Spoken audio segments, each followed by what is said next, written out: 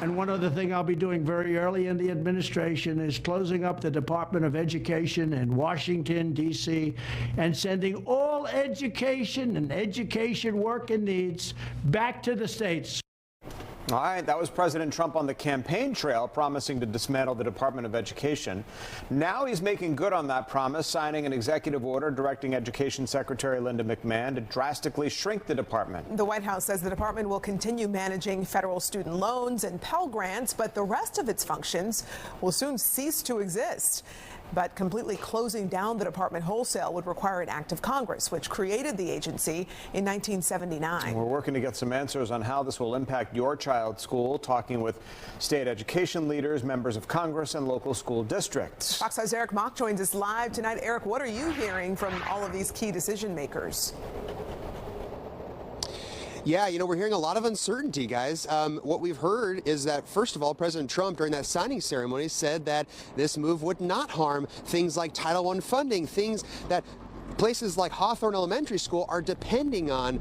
But we're hearing from opponents of this move that this is sure to disrupt those critical dollars.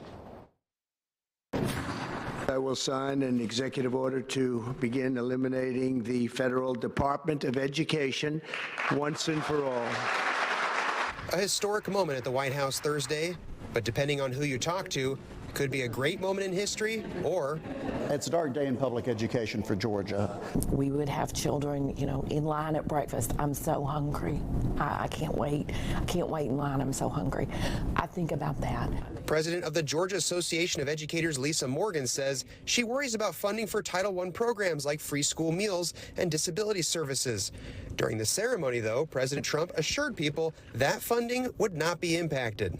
Pell grants, Title I funding, resources for children with disabilities and special needs will be preserved, fully preserved. But Morgan says changing how the funding is even distributed could create big delays in when school districts even receive it. When you move that funding to another department, there's going to be disruptions. You're going to lose that continuity, that expertise in that area. Georgia Republicans in Congress praised the move Thursday. Representative Buddy Carter said in a statement, quote, "Students are performing at record lows despite historic highs in spending. I support President Trump's efforts to return authority to the states." But Georgia Democrats like Congresswoman Nikema Williams strongly oppose the move. Quote, "This will deprive students in the Fighting Fifth of the equal opportunity to succeed. Dismantling the Department of Education can only be done by an act of Congress." Local school districts told me today they have no idea yet how significant the impacts will be.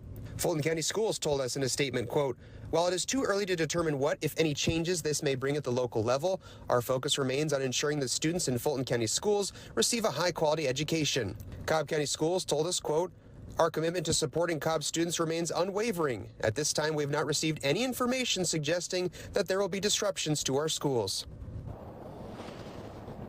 And that uncertainty continues even at the state level. The Georgia Department of Education told us in a statement, quote, that we have not received direct guidance at this time on how President Trump's executive order may impact programs and services.